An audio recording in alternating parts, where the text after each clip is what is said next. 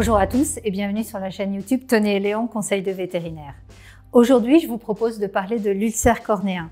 On connaît en humaine, eh bien il existe aussi chez nos chiens. L'ulcère cornéen, comme vous le savez, ça touche la cornée, qui est la partie la plus externe de l'œil. C'est une zone qui est très innervée. L'ulcère cornéen est donc très douloureux pour nos animaux comme pour nous humains, et ceux qui ont déjà été concernés le savent. Dans la mesure où l'ulcère cornéen est très douloureux, je vous propose aujourd'hui de discuter des signes qu'il faut absolument avoir en tête et qui doivent vous alerter pour savoir si votre chien a un œil douloureux. En effet, dans ce cas, il faudra rapidement consulter votre vétérinaire.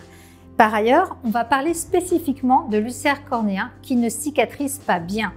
Que peut-on faire dans ces cas-là? Quels sont ces facteurs de risque qui font que l'ulcère ne cicatrise pas?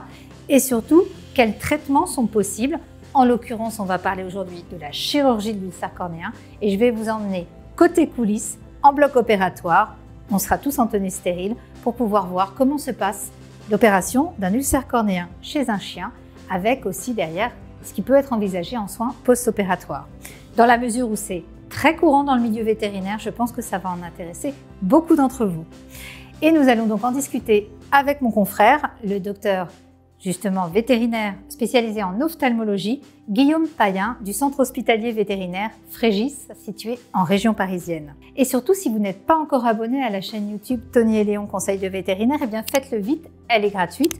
Chaque jour, je mets également sur Instagram des conseils santé vétérinaire pour nos animaux avec des photos plutôt sympas. On y va tout de suite.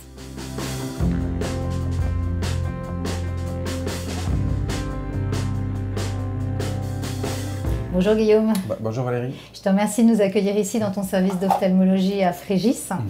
Donc on va parler aujourd'hui d'ulcère cornéen, mais alors plus précisément avec toi d'ulcère cornéen qui justement ne cicatrise pas. Mais avant de parler de ce cas précis et de te voir même opérer un chien avec un ulcère cornéen qui cicatrise mal, je voudrais juste revenir avec toi sur justement les causes d'ulcère cornéen qui existent. Il y a les causes traumatiques bien sûr, mais pas que. Voilà, alors les causes traumatiques, on pense toujours à celles-ci, et finalement des vrais traumatismes, c'est assez rare, et souvent lorsque ça arrive, ça provoque des lésions souvent plus sévères qu'un simple ulcère cornéen. Et donc les causes d'ulcère cornéen, finalement, on peut faire des distinctions entre les jeunes animaux et des animaux plus âgés. Et chez les jeunes animaux, on va trouver des anomalies de conformation, telles que des malpositions des paupières, ce qu'on appelle des entropions par exemple, ou des malimplantations de cils qui viennent frotter contre la cornée. Et un autre grand groupe d'ulcères cornéens va se rencontrer sur des animaux plus âgés, généralement à partir de l'âge de 7 ans, avec ce que l'on appelle notamment les ulcères à bord décollé, qui présentent effectivement des retards de cicatrisation conséquents. Donc là, en fait, on va surtout parler de cas de chiens d'âge moyen ou senior même. Oui. Juste pour rappeler que la cornée, c'est la couche la plus superficielle de l'œil. Alors je vois que tu as un œil de chien avec toi. Et c'est extrêmement innervé, donc un ulcère cornéen, c'est extrêmement douloureux. Ce qui veut dire que moi, j'aurais aimé voir avec toi les signes d'alerte pour le propriétaire, les signes qui vont vraiment devoir motiver une consultation chez le vétérinaire pour soulager rapidement l'animal et puis surtout savoir s'il s'agit bien d'un ulcère cornéen ou peut-être, on ne sait pas, d'un glaucome ou autre. Et les signes, bien sûr, il y a l'œil fermé, mais pas que. Alors, effectivement, quand on a un ulcère cornéen assez superficiel, sans complications, l'œil ne change pas particulièrement d'aspect. Donc, les signes, effectivement, objectivables pour le propriétaire, ce sont des signes de douleur, d'inflammation. Donc, comme tu le disais, effectivement, ce qu'on appelle le blépharospasme, c'est-à-dire le fait de cligner plus souvent des paupières ou d'avoir l'œil moins ouvert, voire fermé, c'est le signe cardinal. Parce qu'avec un ulcère cornéen, superficiel notamment, les signes de douleur, ils sont très superficiels. Ce n'est pas une douleur viscérale ressentie comme on peut l'avoir avec d'autres affections oculaires, à l'origine de ce qu'on appelle notamment les migraines ophtalmiques, mais là c'est vraiment une douleur très superficielle. Un petit peu comme si on imaginait avoir une miette de pain coincée dans un cul-de-sac conjonctival. Donc c'est effectivement un œil mal ouvert, fermé, qui cligne davantage. C'est plus de larmoiement. Donc c'est la sécrétion lacrymale réflexe qui augmente considérablement la production de larmes et donc ça déborde. Donc c'est un œil qui coule. Certains propriétaires aussi remarquent que la lumière exacerbe les signes de douleur, c'est ce qu'on appelle la photophobie. Voilà pour les signes cardinaux. Et tu as aussi un animal, et c'est pareil chez nous humains d'ailleurs, qui peut avoir envie de se gratter l'œil du fait de cette douleur. Alors, effectivement, mais là ça rejoint sur les préconisations pendant la période de traitement et de convalescence, c'est-à-dire celui d'installer une collerette quasiment systématiquement lorsque l'on diagnostique un ulcère cornéen pour justement éviter avec un coup de patte des lésions d'automutilation qui ne feraient qu'aggraver l'ulcère. Mais finalement, même si c'est une affection douloureuse, les coups de patte sont plutôt intempestifs et brutaux d'un seul coup, plutôt qu'un prurite chronique comme lorsqu'un animal peut avoir mal à l'oreille où il se frotte et se gratte frénétiquement l'oreille.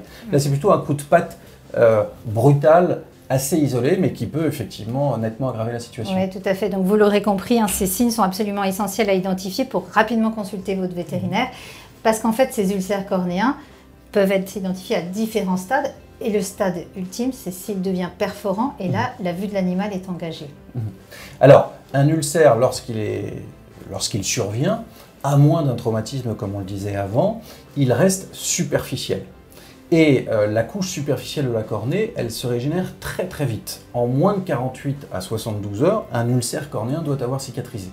Mais dans certaines circonstances, notamment chez les chiens plus âgés, à partir de l'âge de 7 ans, notamment chez les races brachycéphales, Shih Tzu, Bulldog français, Carlin, etc., le risque de complications, généralement ce sont des kératites bactériennes, des surinfections, eh bien, est majeur et risque d'approfondir le lit de l'ulcère jusqu'à la face postérieure de la cornée et donc, dans le pire des scénarios, aboutir à une perforation du globe oculaire. Voilà, donc ce retard de cicatrisation, comme tu le disais, il y a des facteurs qui aboutissent à ce problème-là. C'est un cas assez fréquent que tu vois dans le cas d'ulcères cornéens.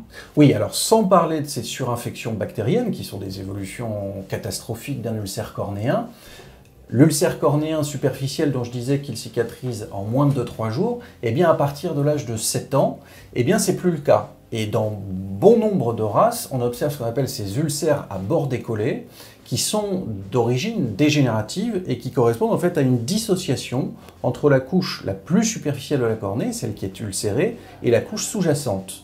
Et dans ce contexte, la couche superficielle ne parvient plus sur un seul plan à se rejoindre pour fermer les berges de l'ulcère. Et donc, ça traîne, ça traîne. Et ça, c'est un cas de figure effectivement extrêmement fréquent. Moi, dans ma pratique d'ophtalmologie au quotidien, des ulcères et des retards de cicatrisation de ce type-là, j'en observe probablement au moins un par jour. D'accord. Et comme tu disais, les facteurs prédisposants, ça dépend de certes. Déjà, il y a l'âge de l'animal qui peut entrer en ligne de compte, mais également, il n'y a pas de critère de race finalement, contrairement à certains autres problèmes ophtalmologiques, mais de conformation quand même de l'animal. C'est ça, et on peut dire que les brachycéphales sont vraiment victimes d'une espèce de double peine par rapport à ces ulcères cornéens. D'une part parce que leur conformation faciale avec des orbites peu profondes les prédispose aux ulcères cornéens. Comme on le voyait à partir de l'âge de 7 ans, ces ulcères sont plus fréquents. Et en plus d'être surexposés au risque d'ulcère cornéen, ils sont aussi nettement surexposés aux complications infectieuses et au creusement de ces ulcères cornéens. Donc un ulcère cornéen chez un chien brachycéphale à partir de l'âge de 5 à 7 ans, c'est toujours à considérer avec beaucoup de précautions. Voilà, et donc justement, là, dans ces cas-là, le propriétaire vient te consulter. Le démarrage classique, en fait, c'est un test à la fluorescéine qui te permet de savoir justement quelle est l'ampleur de l'ulcère et surtout le traitement à mettre en œuvre. Parce que tu ne vas pas forcément mettre en place un traitement de l'ulcère classique. Parfois, la chirurgie, c'est l'option qui est décidée directement. Oui, alors effectivement, on parle toujours du test à la fluorescéine en cas d'ulcère cornéen. Ça peut être effectivement intéressant lorsque l'ulcère est très superficiel et qu'on ne voit pas de cratère ou poursuivre la progression de la cicatrisation d'un ulcère cornéen. Néanmoins, lorsqu'on est confronté à des ulcères qui ont creusé, pour lesquels il y a eu ou il y a toujours une surinfection bactérienne, là, ce test à la fluorescine n'est pas forcément indispensable puisqu'on voit le cratère directement avec un système un petit peu grossissant, une lampe à fonte. Et effectivement, en fonction de du pourcentage de cornée perdu par le processus, eh bien, on va indiquer si, oui ou non, une chirurgie pour combler ce trou, une chirurgie de greffe, est souhaitable ou pas pour l'animal. Alors justement, tu parles de greffe, et je pense que là, c'est quelque chose qui va intéresser tout le monde, parce qu'on a souvent tendance à dire quelle est l'origine aussi des greffons que l'on utilise.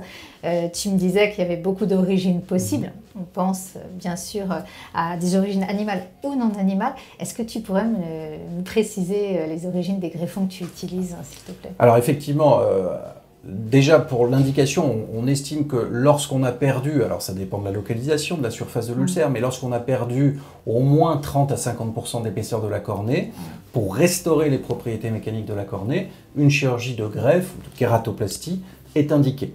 À partir de là, effectivement, les matériaux à notre disposition sont assez nombreux maintenant en médecine vétérinaire. On peut utiliser des trames de collagène issues de la paroi intestinale de porc. On peut utiliser des membranes amniotiques d'origine humaine, d'origine équine, d'origine canine. On peut utiliser aussi des autogreffes avec de la conjonctive du même animal ou bien des lambeaux de cornée et de conjonctive mêlés. Et puis on peut utiliser aussi sur des animaux donneurs des cornées congelées lorsqu'on a des pertes de substances extrêmement importantes. D'accord. Donc là, par contre, pour parler donc on est parti sur tout ce qui était greffe, mais pour revenir au retard de cicatrisation, effectivement, lors d'un ulcère de cornée, tu es bien souvent obligé d'opérer parce qu'il va falloir accélérer cette cicatrisation lors d'une intervention. Est-ce que tu pourrais en quelques mots m'expliquer et nous expliquer comment se passe finalement cette intervention, en quoi consiste-t-elle et surtout, après, est-ce que la vue de l'animal, on a espoir qu'elle soit restaurée ou pas, selon les cas? Alors, l'intervention est assez légère sur ces ulcères à bord décollé qui restent superficiels chez un chien assez âgé. C'est une intervention légère qui, dans certains cas, peut être faite sous anesthésie locale. Dans d'autres cas, il est préférable de l'envisager sous anesthésie générale. Et le principe, le geste, consiste finalement à désépithélialiser la cornée, c'est-à-dire qu'avec une petite fraise, très peu vulnérante, on va venir éplucher en quelque sorte la couche la plus superficielle de la cornée, ce qu'on appelle l'épithélium, celle-là même qui s'est désengagée de la partie plus profonde de la cornée. Associé à ce geste, il convient de protéger la cornée, puisqu'en ayant agrandi finalement la surface de l'ulcère, on va majorer l'inconfort pour l'animal. Donc il faut protéger, mettre à l'abri la cornée, à la fois pour le confort de l'animal et à la fois pour faciliter la cicatrisation, donc la réépithélialisation de la cornée.